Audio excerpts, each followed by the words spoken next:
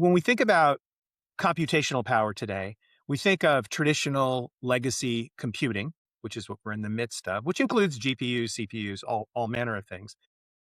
A lot of people are thinking that the next frontier is quantum computing. Now, correct me if I'm wrong, but I know right now the calculations are not based on dramatic improvements in what we can do in sort of the traditional compute area. What you're talking about is traditional compute in terms of the way that ones and zeros, are processed, if you will, just at a much, much more efficient scale. So am I tracking that right? I think you're tracking that right. I want to caveat, right? I'm not a computer circuit designer, but what I've seen in the literature and the science, there are more efficient ways to compute and do traditional classical ones and zeros, binary compute. The kinds of challenges we run into are more like, how do we build the chips? There are, for example, the von Neumann architecture for computing. We've got our CPU and our memory and a couple wires between them, and we spend enormous amounts of time today shuttling information back and forth. In a GPU, you start to integrate those a little bit more and you get higher efficiencies. With an integrated nanomanufacturing capability, you could build a processor with all of the memory in exactly the right spots.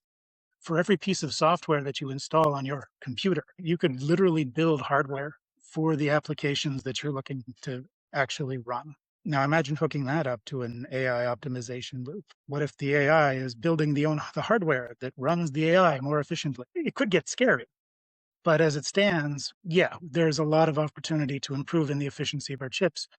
There are still physical limits. There's something called the Landauer limit, which basically is energy you have to spend in order to erase a bit. And there are people who have designed circuits that overcome the Landauer limit if you can get the individual efficiency of specific transistors high enough. The people who were arguing about what nanotech could do in computing 30 years ago, they built models of the Babbage machine, basically mechanical computing made out of nanoscale components, saying, well, this is the stupidest thing we can come up with. How efficient and effective is it? And it runs 100 megahertz clock frequency, so it's slow, but it's got the energy efficiency as if Moore's law had continued on that you know, square root improvement of efficiency every 18 months until 2065. The Babbage machine. Which is a little bit important when you consider that the most significant input to realizing all of our AI hopes and dreams and aspirations is electricity. And so power efficiency is absolutely critical. But I just want to emphasize again that we're talking about improvements in good old fashioned bit based computing.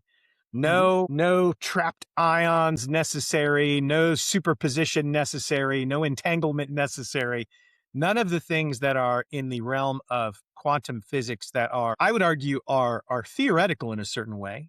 We appear to be pretty far from being able to have enough physical and thereby logical error corrected qubits to be able to do anything compared to our legacy computing today.